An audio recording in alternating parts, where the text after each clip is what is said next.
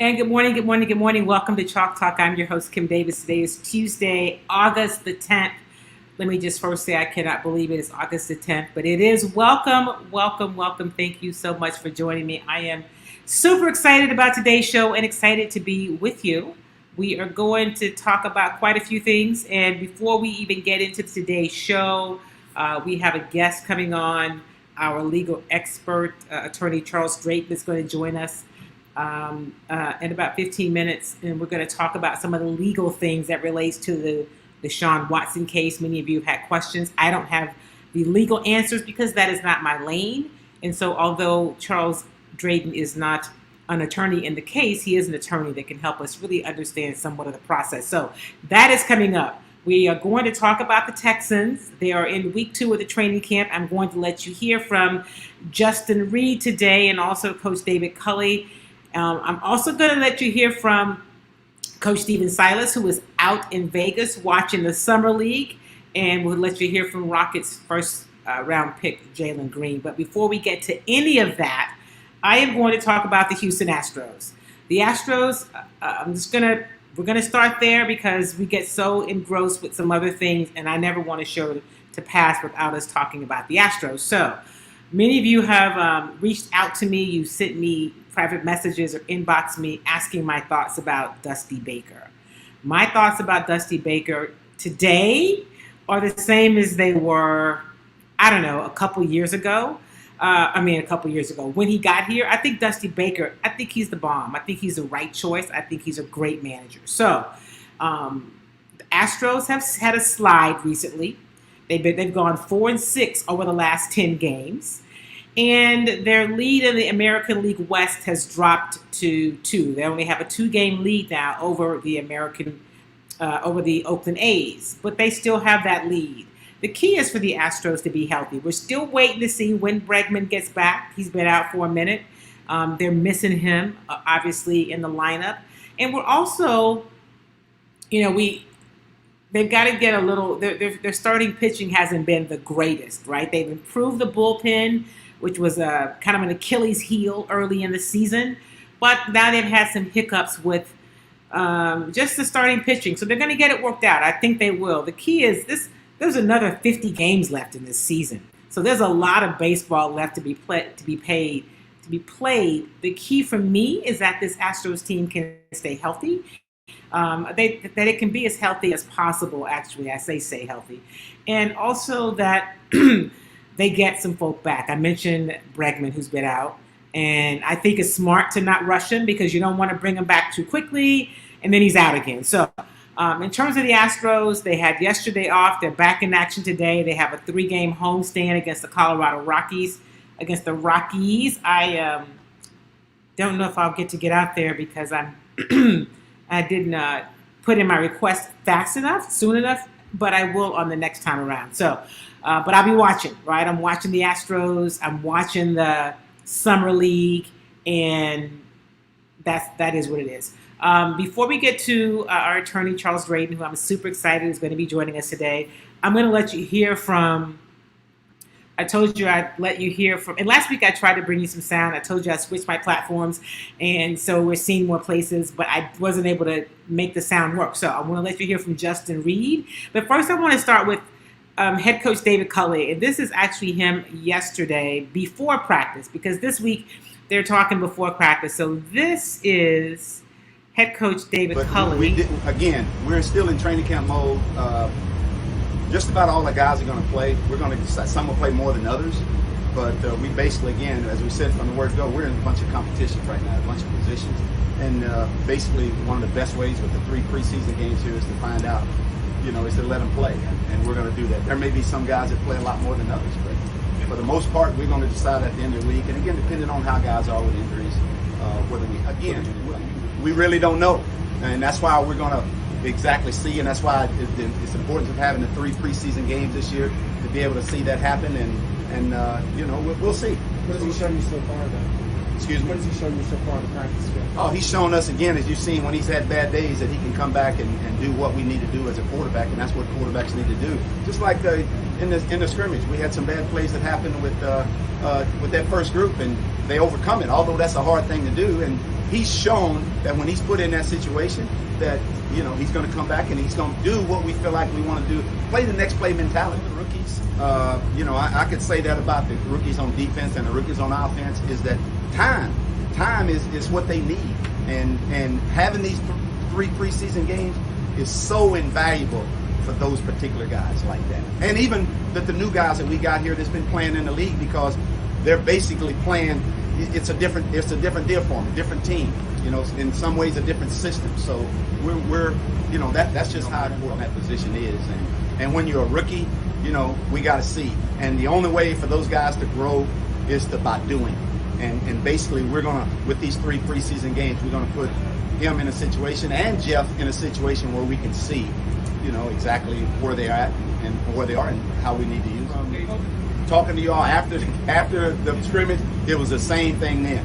But the point being was this: what I did see was I saw a team that was flying around. I saw a team that when we made the mistakes, and y'all mentioned this when we talked, we overcome a couple of things offensively. But let me tell you something, that's hard to do. And so this week in practice, our focus and our concentration is on making sure we eliminate those things. And when we eliminate those things, good things happen. And that was head coach David Culley. All right, so he talked a little bit at the end about what they did in the scrimmage on Saturday, but he was talking about the quarterback play, obviously. He was talking about the rookies in terms of Davis Mills, and then Jeff. And so, yeah, there's a lot that has to happen, right? Yesterday, Deshaun Watson was back at practice. If you follow me on social media, you saw me post him standing there talking with General Manager Nick Caserio. He did go through some one-on-one drills. And then when they got ready to go to 11-on-11, he went into the locker room. He stayed there for a bit. He came back out. When he came back out, he was no longer wearing pads. So he was just kind of standing over to the side, and he was doing what he's been doing most of the time, right? He's there, and he's participating as much, really, as I think anybody would expect. Now, let me just say this before I bring in our special guest for today, our legal expert, Charles Drayden. Yeah, for those of you who heard some rumor last week that one of these big sports publications put out that the Texans were trying to mend fences with Deshaun, just listen, not the truth, okay? That there's no way that's possible. Because why would you have him running scout team and taking 4th string snaps if that was the case? So they're not trying to mend the fences. I don't really know if they're trying to have him just hang out there until that maybe he'll do something that would be conduct detrimental to the team.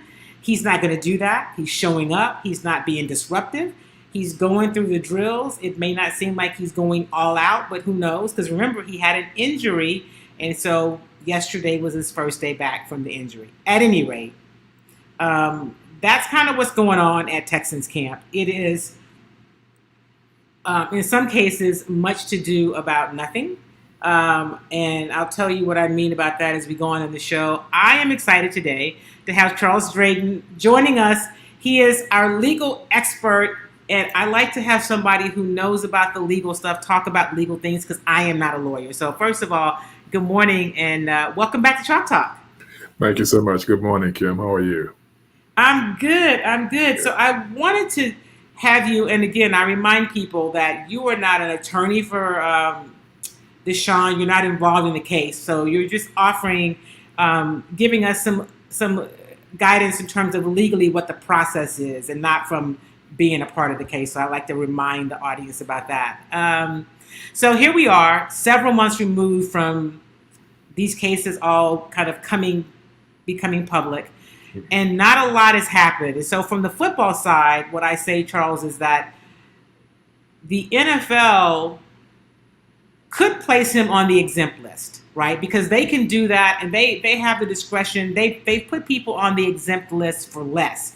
What it means when you're on that list is you still get paid. You're just not a part of the circus that we see him coming to practice and kind of sort of practicing.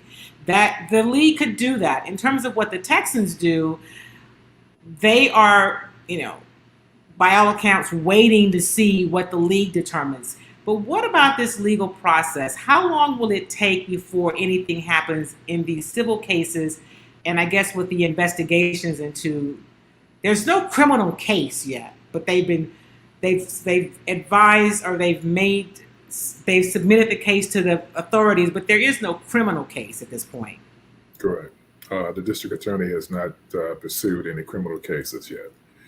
And with regard to your first question, in terms of how long it can take, that is something that I have been advising clients more than 3 decades. Once you get involved in a lawsuit, there is no time deadline. It can go on and on and on and on. And it's not always by design, but sometimes it is by design. And the fact that the plaintiff, and it's really the plaintiff's role, is to keep the case moving. And thus far, not really a lot has happened on the plaintiff's side. So what would you be advising your client if he were the defendant in a case like that? I mean, because it's really kind of hurry up and wait, right? Is that what happens? You just because the last thing I saw was that the civil cases were set to be brought on the docket is like February of 22. Mm-hmm.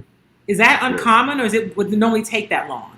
No, it's not uncommon, and particularly during this pandemic, it certainly isn't uncommon. But also, in terms of what I would advise my client, and pretty much the same thing I've advised all of my clients, high profile or not, and that is be patient and be quiet. Well, it sounds like that is the advice that probably Deshaun has received from his legal counsel. Absolutely. Because he is doing that. I saw some reporters that said, oh, there's no way he's going to show up. And I was like, yeah, there is. Yes. There's a couple of reasons. He needs to show up. And they're like, well, he's just showing up because of the money. Well, that's why everybody's showing up, right? Because you're in a contract and you're working. He's just not in the situation he wants to be in, but he has way too much at stake not to show up. And I expected to see him. Yes, especially if he expects to have a career beyond this. If he expects to have a career beyond this, then he needs to give every indication that he's going to comply by the rules and going to be where he is supposed to be pursuant to his contractual obligations. And I'm not surprised that he is showing up, and I'm not surprised that he's keeping quiet either. But I am a little bit surprised at the Texans' position, and it's almost as if they're needling him, and that's an interesting tack to take, because that's an indication that they may have been involved in these plaintiff cases to begin with. Other than that, why take that tack? Because you want, if you're going to trade him, you want to get the most value that you possibly can. So I would think they want to kind of showcase him just a little bit, just to ensure he doesn't get hurt, but showcase him a little bit. Charles, and you and I have talked about this over the course of these cases from earlier this year. And my initial position was that there's no way the Texans would have anything to do with these cases because they have too much to lose. Mm-hmm. Well, here's where I am now. I'm not accusing them of being a part of it, but what I would say is they've not made great business decisions, right? As it relates to Deshaun, as it even relates to a Jamie Roots, who was a team president and who was the reason that even in their worst years, they made money. Mm-hmm. They parted ways with him. So they haven't made the best business decisions. So now it makes me say, because I have it on very, very good advice that the Texans knew about these allegations before it became public, that they knew about this before it became public. Of course, they said they didn't. Naturally, they say that. Sure. So I don't know what their role is, but what I do know is it makes no sense for them to have him be a part of practice. They know he's not going to be a part of this team. And I think I said this to you earlier. I don't even think they want him to be a part of the team. I didn't think that before these allegations became public. I thought all along that the way they moved showed they did not want him to be a part of the team. They just knew not even they would make that huge of a mistake to say, we don't want one of the best players in the league. So I think it's it's in poor taste, if that even matters these days, that they have him out on the field, because they could decide. Because I talked to someone in the organization. I said, so does he have to be on the field? I mean, I know that now you can't waive fines anymore, but what you could do is not assess a fine. They could agree. They said, no, our side, and this is a source high up in the organization, we could decide as an organization with his team, with his representatives, that we're going to have him do something different. Whatever we decide, we could make those terms. So it doesn't have to be this, because he's not going to be a Texan. Well, we don't know yet, do we? One of the things we do know is that he has become damaged goods. And it's going to be interesting if his counsel is able to ascertain as to why he's become damaged goods. Because this number of allegations, and they're all so similar, flowing all of a sudden at this point in time in his career when he's demanding a trade, it's suspicious. It's just suspicious timing.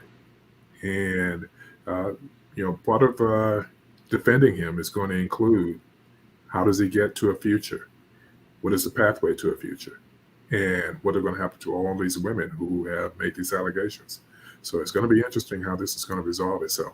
And the league is moving awfully slow. I've seen them move a lot faster in these matters than certainly than this one. So I'm very interested to understand as to what the perspective is of the league and what conversations they're having with the Texans. Because certainly conversations. They are definitely doing that. This is Chalk Talk. I am talking with Charles Drayden, who is an attorney, and I find that to be the case too, Charles. This is really, and I understand it. I had somebody say to me in the league this week, well, the league just wants to make the right move. When have they wanted to do that? I mean, right. I'm not saying that they should rush to judgment, but that they've said nothing in all these months is really curious to me, that they would let it drag on like this.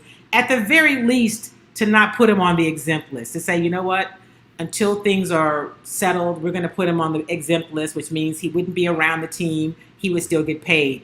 They really have, and so they can't suspend him because there's nothing, there have been no charges. And so right now it's his word against their word in terms of suspension. And this is not me making a judgment about the cases, but they can't suspend him based on allegations when there's no physical proof or, there's nothing for them to suspend him based on. So now he's just sitting.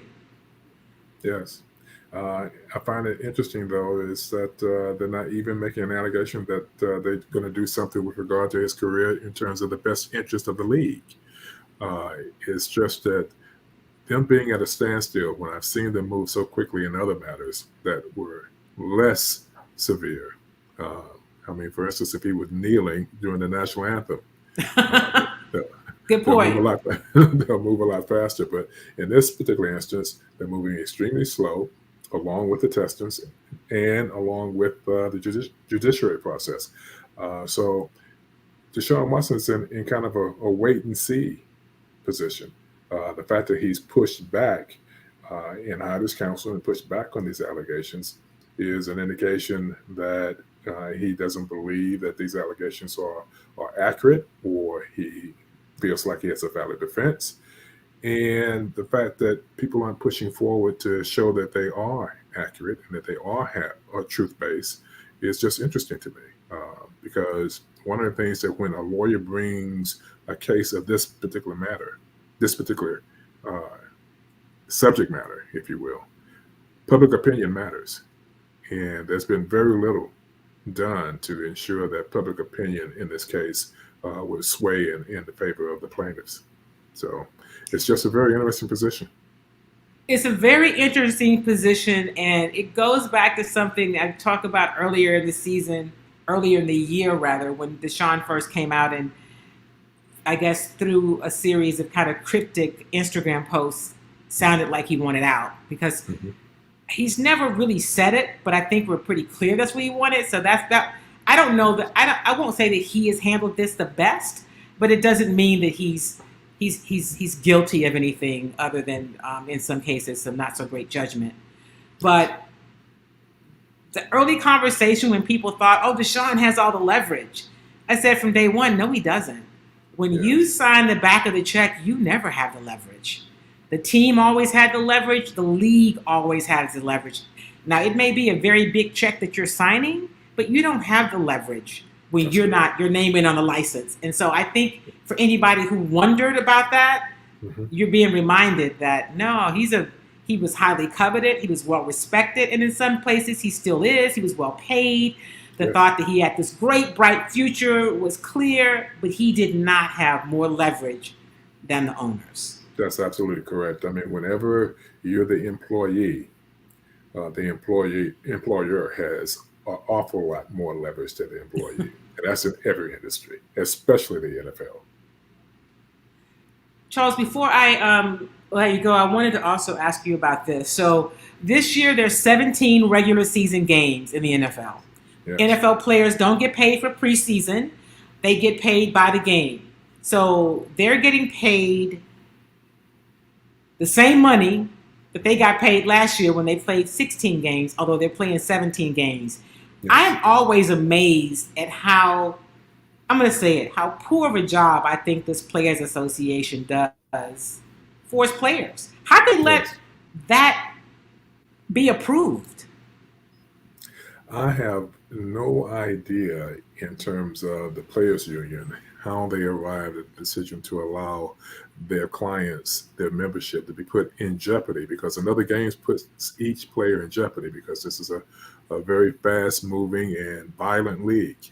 It's a violent sport.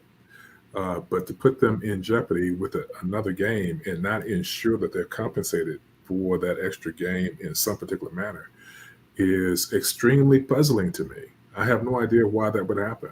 And I have no idea how that's even possible under the current bargaining agreement. So the players have to decide if this is the direction they want to go in the future, because I think the league has shown that they want as much as they possibly can get without paying for it. You know, they are not too far away from the next CBA negotiations. And I'm just wondering, I was talking to a retired player yesterday who's still very active, and he's just like, I don't even know how these players they're just not paying attention. And I don't know if it's because some of them make a lot of money and they don't really think it matters, or they're just not as engaged. I shouldn't say it doesn't matter.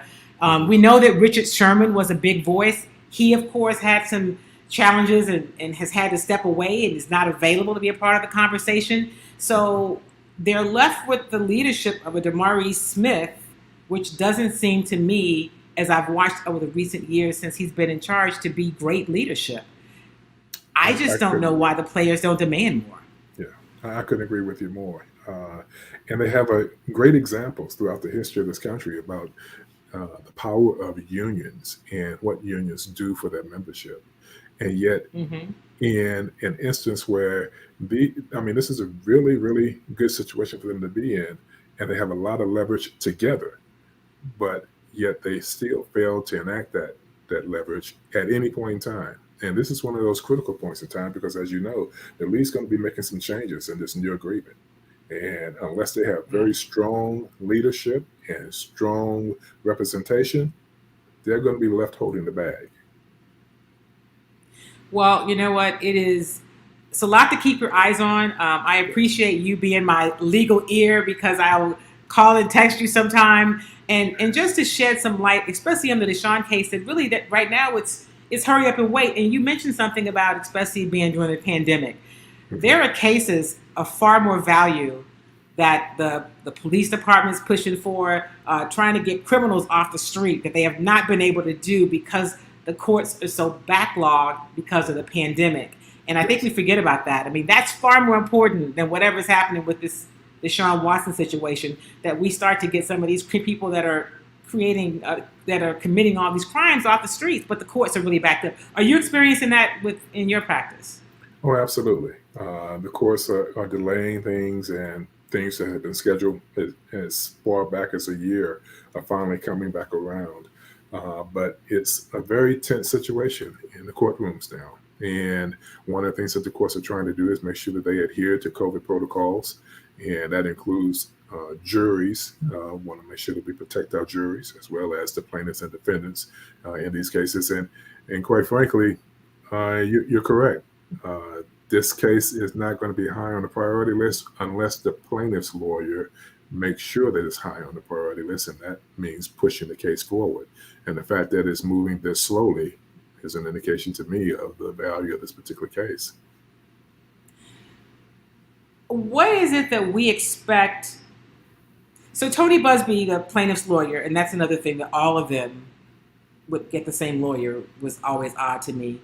Mm-hmm. They came out just full speed ahead, and it's really quieted to nothing, to like crickets. Exactly. What is that common? Is that, I mean, if you come out like that, and with the pandemic in mind, obviously, and of course he did most of it himself because most of it was really about him. But now there's been nothing from him recently.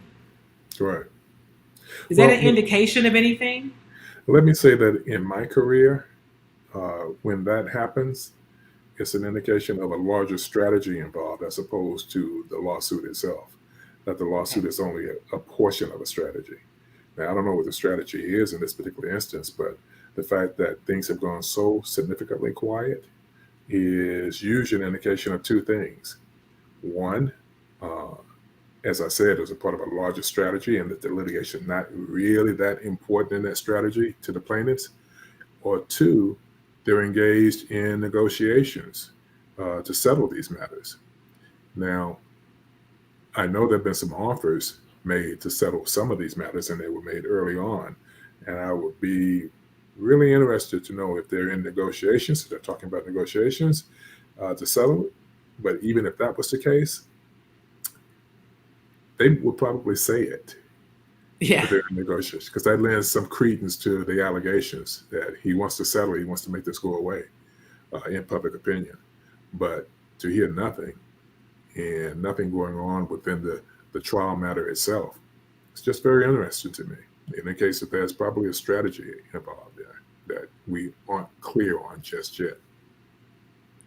Well, as always, Charles, I appreciate you. And also, Charles is one of our winners of the Astros tickets. So glad that you were able to go and enjoy a good Astros game and a win. And we're looking for these Astros to get back on track this week.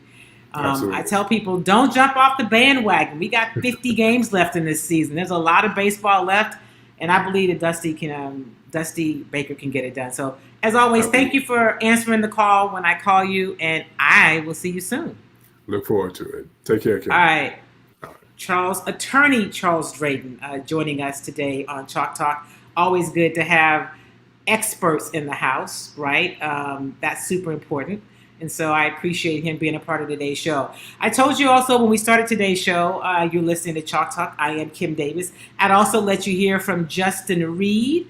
I'm going to do that as well. And then we're going to have a little bit of basketball conversation because believe it or not, you guys, it's almost that time. So I told you also last week, I changed platforms where I do my show. I've switched to a new platform, which means the show is now available in more places. You can also, if you follow me on YouTube, on Facebook, but you'd rather watch this show on YouTube, you can watch it on YouTube. You can also watch it on LinkedIn Live and on Periscope. So I got some pretty good views from LinkedIn, so we'll definitely continue to do live shows there. Once I was approved to be live on LinkedIn, I wanted to have these conversations on that platform as well. But let me let you hear from Texans safety Justin Reid. Great player. So far, he's my favorite guy to play cover 2 with. Yeah, I mean, he's just a physical corner. He's very smart. He's competitive. He'll compete on every play, man coverage, zone coverage. Very enthusiastic and positive. Doesn't bring any negativity to the team. Great guy. He's one of my favorite guys. I train with him every year. With a whole crop of guys to go work out with him in Baton Rouge and in Arizona. It means a lot to me to hear that from him because he's played with some of the best. He's played with Sean Taylor. He's played with Troy Polamalu. You know what I mean? His 13-year career. He's played with some of the greats. He's a Super Bowl champion. So to hear that from him, it means a lot to you. It's exciting, man. And we all know that what we've been doing the last couple of days is a whole lot of fun. But real football gets played when the pads get put on. So we get to really see what everybody got starting tomorrow. lets us play free on the back end. He's very intense about us wanting to make plays, going and making plays, playing with instincts, playing with security at the same time. But when we see an opportunity to go make a play, go shoot the ball out, he harps on us going to do that. I mean, he's in my ear literally every day. The first thing he said to me when he came on to practice today was yesterday, and I do it again today. You know what I mean? So he preached consistency. He preaches getting takeaways, getting turnovers, and that's just the type of defense that we want. Yeah, man. I just try to be the best guy. Like, I want to be a resource for all the guys around me. You know what I mean? I want to lead by example. If any guy has any question, I want to be there for them as far as getting to know the city, people to talk to, the system. I'll talk ball all day. So I just want to be a guy that not only is putting my best ball on the field, but helps everybody around me put their best ball on the field too. Military. You know, my mom was actually in it too. She was in the reserves. But yeah, my parents were very, very strict on the discipline aspect as far as handling my responsibilities ever since I was growing up as a kid. It's always handle your business first, have fun, and do whatever afterward, but that's only after you get your business done first. So that's kind of part of my foundation of who I am as a person. Handle my responsibilities, and then after that, I can go do whatever's next. I mean, I feel like we have the most continuity on the team so far, with Eric Murray coming back, AJ, Keon, Roby, Vern. We have the most guys in the room as far as in one unit coming back to the same team. So that chemistry plays a role. Me and E. Murray and me and Lonnie too as well. We all know how to operate well. We know each other's strengths and weaknesses, so we know how to put each other in great positions to play. You know what I mean? I mean, this is all very pretty and it's very nice to play without pads. And we got a lot of valuable reps in and a lot of valuable work in to start learning the defensive system. But real football is played when the pads get put on. So that's when we're going to see what we really got. We're going to actually be able to play the run. We're actually going to be able to fit and see who can play ball and who can't. So that was Justin Reid, and that I shot that video last week at practice. We get different players each day, and so I wanted to. Justin Reid's one of my favorites. I think he's a guy to watch, and I do think someone asked me the other day. Someone asked a question on Twitter. What's the biggest? What are you most impressed by? And I think for me it's the secondary at this point. And the questions he was talking about. A question was asked. The question was, Ryan Clark has made great comments about you. What do you think? So that's a player he was talking about when he said, I have a lot of respect for him and he's been so great in this league. And then when he talked about he's in my ear all the time, he's talking about defensive coordinator Lovie Smith. And so how they're just aggressive, and Lovie Smith is telling them, yesterday was yesterday. This is a new day. So I'm excited, as you can be, to see what this defense will do. But let me just, as a point of context, this Texans team is not going to be very good. And there are some good individual players on this team, but they are in a rebuild mode, okay? They're rebuilding. They're not going to be very good. And they're kind of playing for draft position. I expect them to be, and maybe I'll be proven wrong, but I expect them to be one of the top 5 teams in the draft. What that means is they'll finish in the bottom 5 among the bottom 5 teams of the league. That's just what I see. And I have no reason to think really anything differently. I was talking yesterday to somebody that was out at practice, and I said, man, they're going to have to go get a veteran backup, right? Because they just, Davis Mills, we don't know what he's going to do yet, right? He's a rookie. He's got to get more reps. If you followed anything that people have said about him as he gets rid of the ball, he's just late on everything, right? If he's moving around and there's no coverage and they're just doing some one-on-one drills, you can tell that he's got talent. But as soon as you put a defender there, he that's where his struggles come, right? He doesn't make the read that quickly. He doesn't get rid of the ball quick enough. He's usually late on a lot of things. Those are things that can be improved. We'll just have to wait and see how he responds, and we just won't know until we see a number of reps. But there's a guy who was available that they could have gotten, and that's RG3. RG3 is now going to be doing some broadcasts with ESPN, a part of the, I think, college broadcast. Why do you not go get a guy like that who could come in and not only be a backup, but he could have maybe even been a starter on this team. I know that's a lot for some of you. And listen, I like Tyrod Taylor. I know he has been through a lot in his young career, not that young career, but in his career, just some unfortunate kind of bumps and bruises from places he's been. But why wouldn't you go get a guy like that? So that brings me to my next point. Let me throw this out for all of you football fans. So the Texans are in a rebuild mode, right? And Jonathan says Texans' bottom line is money. If they can win with Deshaun, they sell tickets. They're trying to bring him back in the fold. No, I don't think they're trying to bring him back in the fold. They don't want him. I'm telling you, he's not a fit for who they are. I mean, you got to think about the culture with a Jack Easterby, all right? Deshaun, even prior to all these things becoming public, was not a perfect fit for them. I'm just telling you, as crazy as it sounds, beyond his talent, he was not. But here's something I would say. They're in rebuild mode. They're not going to be very good. Excuse me. And they've invested a lot in their left tackle in Laremy Tunsil. Why wouldn't you get rid of him now? I'm just saying, hear me out. You gave up 2 first-round picks for Laremy Tunsil because you needed somebody to come in and protect your quarterback. You're rebuilding. You're going to be rebuilding for a few years. Why not go and get some capital, get something for Laremy Tunsil while you can? Because there's no reason for you to have that kind of investment in left tackle with this team that you have. That's just my thought. I said it yesterday to one of my colleagues who kind of looked at me like, what?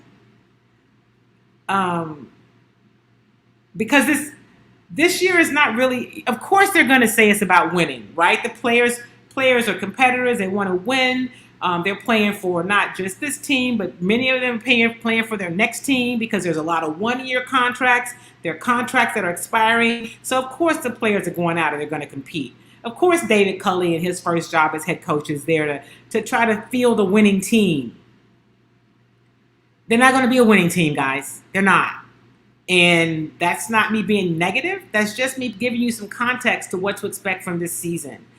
And so why not shed the contract of Laremy Tunsil? And do you really think Laremy Tunsil, if you follow football and if you follow Laremy Tunsil, do you really think that he's going to be on the sideline all year with this team as he's back on his heels all the time and they're as bad as they probably will be?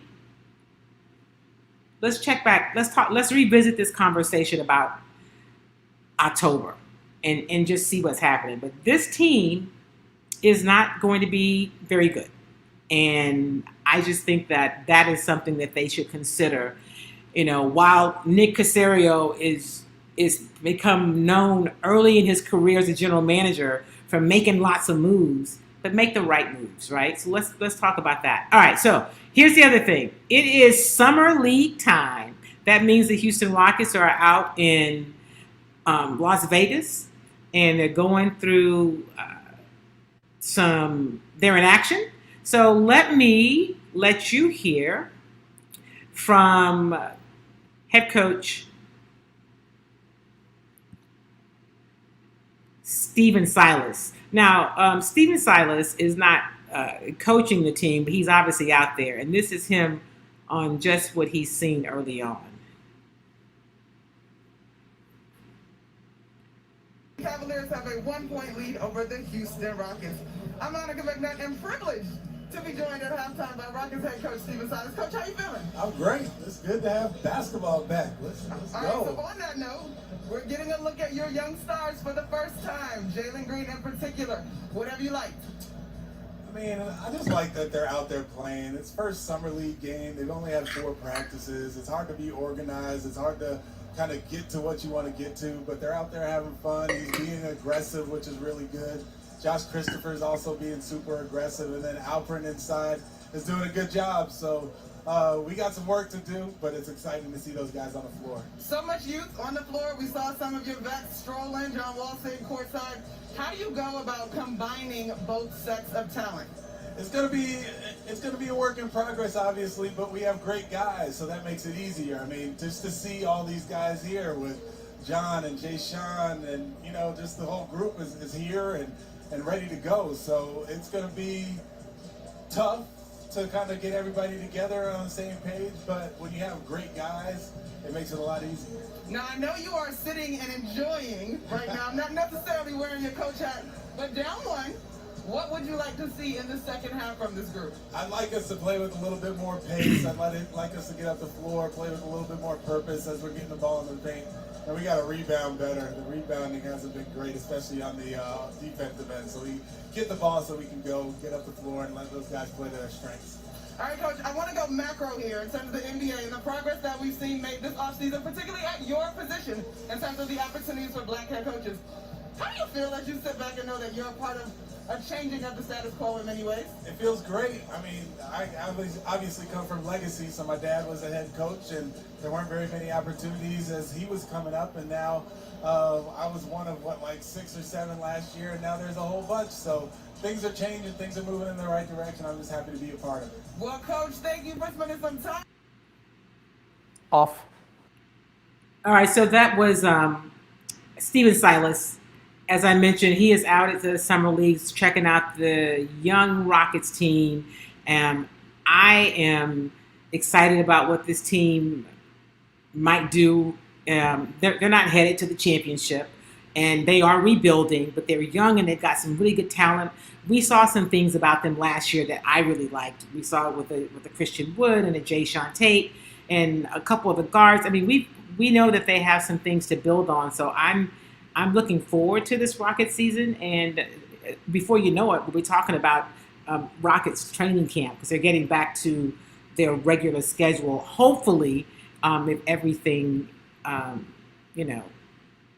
goes well. So I want to let you also hear from Jalen Green. He is the Rockets first round pick, with the player they chose high in the first round with the number 2 overall pick. It's the highest pick they've had in a number of years. And so here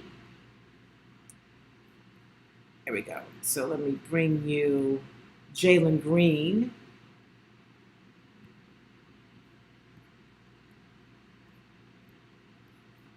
Share it.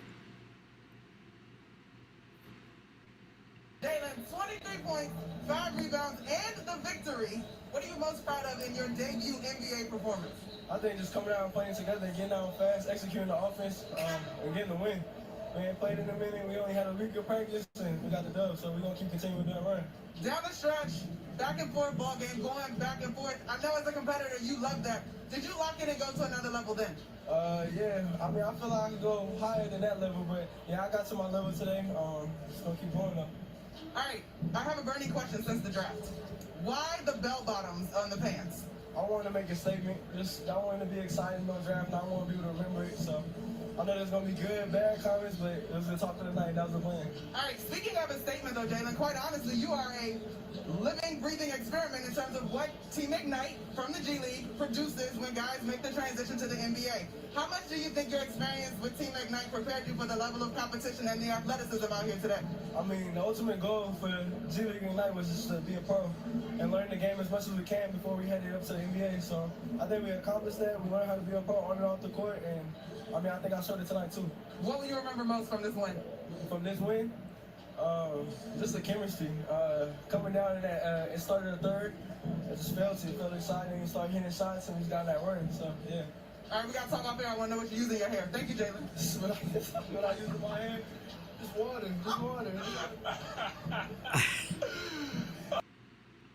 All right, so that was Jalen Green after one of the Summer League games. Thanks to Chris Gardner at the Houston Round Ball Review. I will pull some of his things from YouTube when I'm not there, so I appreciate him putting up that content so that I could share it with you. So listen, before we get out of here today, and again, thank you to Charles Drayden for spending some time with us on this week's show. I wanted to just give a little bit of legal perspective about what's happening with the Deshaun Watson case.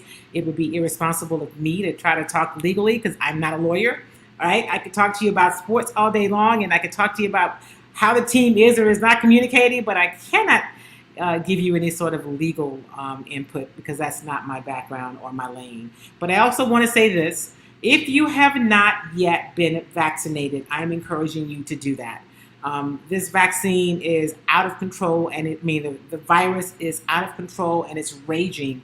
And I'm really concerned about our kids, our young kids who don't have an opportunity, who don't have the option for the vaccine yet because it hasn't been approved for them. So we as adults need to think about the children. I just want to leave that with you. This is not a place of judgment or shame. I don't really understand some of the concerns that people have. You are right to have them. I just encourage you to weigh those concerns and to really consider protecting the kids and the most vulnerable among us. We also know that there are people who have the vaccine who are also getting the virus. We knew that was possible, but the hope is that if you have the vaccine, that you will be spared from some of the harshest symptoms and hopefully in most cases and even death. But let's talk about young people. Kids are going back to school. That's really important. Like, we know we need the kids to get back in school. The online learning, the virtual learning has not worked for a number of children. It's created some issues of isolation and all other kind of stuff that's just that's not good for them. And so we don't want to have to go back to that, but we also want the kids to be safe. So I just want you to reconsider, if you're a person who's on the fence or if you haven't gotten the vaccine, that you get it to protect people around you and especially young people, all right? And the rest of you, if you're vaccinated, hey, still be safe. If you see me in the grocery store, I'm going to have my mask on, all right? Because this virus is no joke.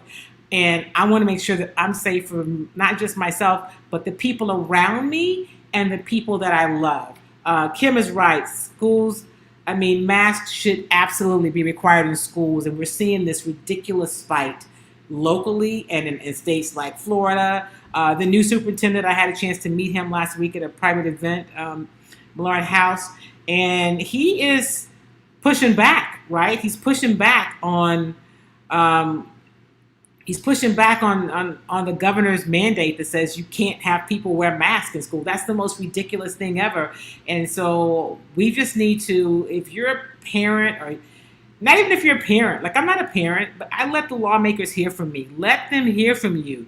Let them know, let the lawmakers know, if you, whatever state you live in, if you live in Texas, call the governor's office, right? Let them know that you think masks should be required for kids in school. If you live in Florida, call your governor, DeSantis. He's a nutcase, just like the governor we have here in Texas. But it should be about the kids first, and I'm concerned that that's not what's happening. So I'm going to end the show with that today. I'm going to ask you to mask up, and I'm going to have Kim join us again probably next week so that we can talk about some things you can do. You know about Jinka. I sent a couple of friends just this week to get some Jinka who have unfortunately contracted COVID. They have the vaccine, but they still have gotten COVID. And so my sister Sylvia, who has used Jinka, said, listen, get this, it helped me. So I'm going to encourage you to start getting it for your kids, right? Get Jinka for your kids. Give it to them in some apple juice so that they can also protect their immune systems. I just think it's important. All right, we need to do all that we can to make sure that our kids are safe and make sure that we're safe. And so we need to protect ourselves in the best way that's possible. This show has been brought to you by Kimmy Treats. KimmyTreats.com is where you can go and order your popcorn. Some of you have asked me, I'm going to put the Kimmy bars on the website. I haven't in the past. I'm going to add them. And also the body butters there. So go to KimmyTreats.com.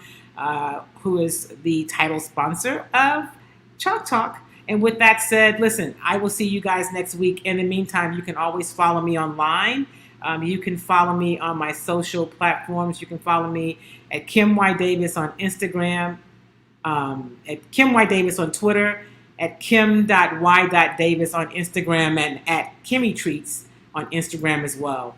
Thank you so much. However you're watching this show today, I ask you to share it with your audience. And let me hear from you. If there's something that you'd like for me to cover or talk about on Chalk Talk, send me a note.